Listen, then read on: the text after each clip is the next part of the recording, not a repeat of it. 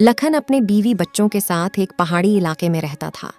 उसकी झोपड़ी के सामने एक बड़ा सा पेड़ था जिस पर बैठकर एक बुलबुल गाती रहती थी। एक बार की बात है, बुलबुल के बच्चे हुए और जब बुलबुल के बच्चे उड़ने लायक हुए तो वह उन्हें उड़ना सिखाने लगी। एक दिन वह पेड़ से उतरकर लखन की झोपड़ी के सामने बच्चों को उड़ना सिखा रही थी, उन्हें दाना चुगने सिखा रही थी, उनके साथ खेल रही थी।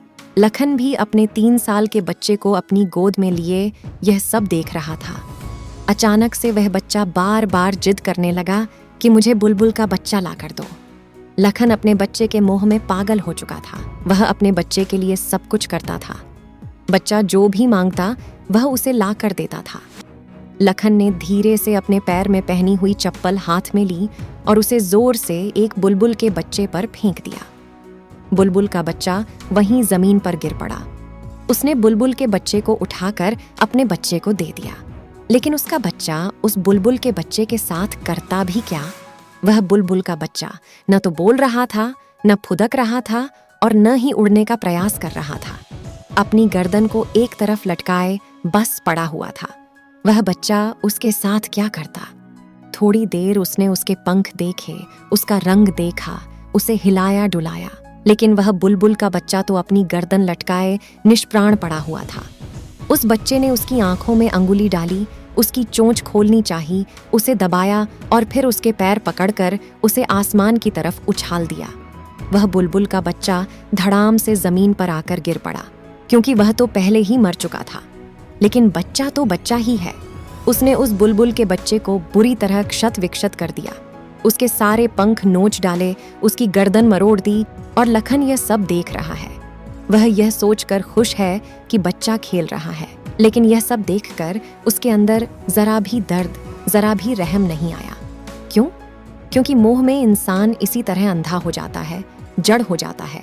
मोह इंसान का बहुत बड़ा शत्रु है। यह उसे अंधा बना देता है, उसके अंदर निर्दयता और जड़ता लाता है और मनुष्य अपने इस अंधेपन का शिकार होकर इतनी अधर्म इकट्ठा कर लेता है कि जब उसका हिसाब देना पड़ता है तो कहता है कि मैंने तो कुछ किया ही नहीं। यही अंधापन है और यही जड़ता हम की। जिस प्रकार महाभारत में धृतराष्ट्र अपने बड़े पुत्र दुर्योधन के मोह में इतना अंधा हो गया था कि उसे दुर्योधन के सभी बुरे कृत्य उसकी नादानी और बचपना प्रतीत होते थे, और मोह में इंसान के साथ अक्सर ऐसा ही होता है। अगले महीने बरसात का मौसम आया, लेकिन बुलबुल डर के मारे अगले कई दिनों तक उसकी झोपड़ी के सामने वाले पेड़ पर भी नहीं आई। लेकिन 1 महीने बाद जब उसके बच्चे बड़े हो गए, उड़कर दूर चली गई और वह अकेली रह गई, तो फिर वह आने लगी और फिर से गाने लगी। लखन और उसका बच्चा उसके गाने को बड़े ध्यान से सुनते और उसे उसके बच्चे को देखने का प्रयास करते, मगर बुलबुल के बच्चे तो दूर जा चुके थे। वह अकेली थी। एक दिन अचानक बरसात शुरू हो गई और पूरी रात बरसात हुई। घर में कोई राशन नहीं था, इसलिए अगली सुबह बरसात रुकते ही लखन राशन और खाने पीने का सामान लेने बाजार चला गया। घर में सिर्फ पत्नी और बच्चा थी। अभी लखन बाजार में सामान ले ही रहा था कि फिर से बारिश पड़ने लगी। चारों तरफ काले घने बादलों ने पूरे आसमान को ढक लिया और तेज हवाओं के साथ अचानक बादल फट गया और इतना पानी गिरा कि लखन की झोपड़ी का नामो निशान तक मिट गया। ऐसी मूसलाधार बारिश हुई कि उसकी झोपड़ी, उसकी पत्नी और उसका बच्चा सब बह गए और पता भी नहीं लगा कि बहकर कहाँ चली गई। लखन बाजार में ही फंसा रहा। 2 दिनों बाद जब बारिश रुकी और वह वापस आया तो उसने देखा कि वहां तो कुछ भी नहीं है। वहां तो बस चारों तरफ पत्थर ही पत्थर बिखरे पड़े हैं जो पहाड़ से बहकर नीचे आ गए थे। उसे बड़ा सदमा लगा। वह पागल सा हो गया। दिन रात भटकता रहा, खाना पीना सब भूल गया और पागलों की तरह भटकता भटकता वह एक दिन किसी सुनसान जगह पर एक पेड़ के नीचे गिर पड़ा और अब उसके अंदर उठने की भी ताकत नहीं बची थी। वह बेहोश हो गया और कई दिनों तक बेहोशी की हालत में वहीं पड़ा रहा। फिर एक दिन उसकी बेहोशी टूटी और आंख खुली तो उसने देखा कि सूरज सर के ऊपर था। पेड़ से उसी बुलबुल की आवाज आ रही थी और चारों तरफ आम बिखरी पड़ी थी। वह आम का पेड़ था और वहीं बुलबुल उसके खाने के लिए चोंच मार मार कर पेड़ से आम गिरा रही थी। वह उठा, उसने एक आम खाया, दूसरा आम खाया और इस तरह से उसने कई आम खा लिए। यह देखकर बुलबुल उसी से गाना गाने लगी। शायद सोचती होंगी कि अब यह ठीक हो जाएगा, इसके अंदर ताकत आ जाएगी। तभी एक आम बुलबुल ने और गिराया और उसके सामने दूर आकर जमीन पर बैठ गई। उसने बुलबुल को ध्यान से देखा और वह अंदर से द्रवित हो गया, भावुक हो गया और जोर जोर से फूट फूट कर रोने लगा और खुद को कोसने लगा कि मैं कैसा आदमी हूं। अपने बच्चे के मोह में आकर इसके बच्चे को मारकर अपने बच्चे के लिए खिलौना बना दिया। लेकिन यह पक्षी फिर भी मेरी रक्षा कर रहा है, मुझे खाने के लिए आम तोड़कर दे रहा है। उसे अपने कृत्य पर आत्मग्लानि होने लगी, खुद पर घिन आने लगी। वह पश्चाताप और आत्मग्लानि से भरकर जोर जोर से रोने लगा। लेकिन वह बुलबुल मानो उससे कह रही हो कि कोई बात नहीं। वह उसके सिर के ऊपर मंडराने लगी, शायद उसको चुप कराना चाह रही हो और जोर जोर से कह रही हो कि कोई बात नहीं, जो हो गया उसे भूल जाओ।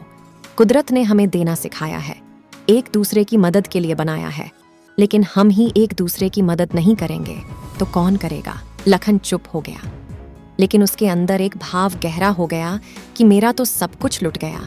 जिसको मैंने अपना समझा था, अपना माना था, वह सब कुछ मुझसे दूर चला गया।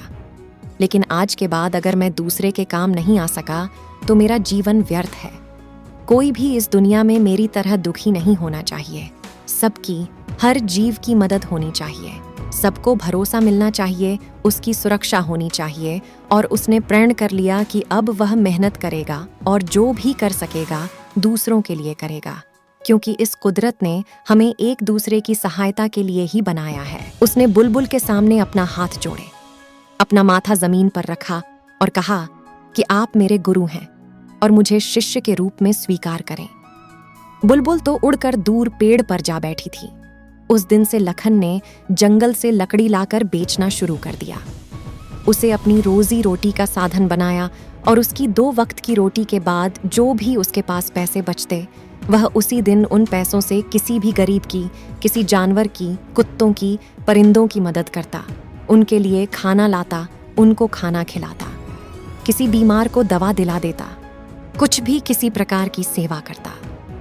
अब मानो जैसे उसकी जिंदगी सेवा और त्यागी बन चुकी थी। दूर दूर के गांवों और शहरों के लोग अब उसके बारे में जानने लगे थे।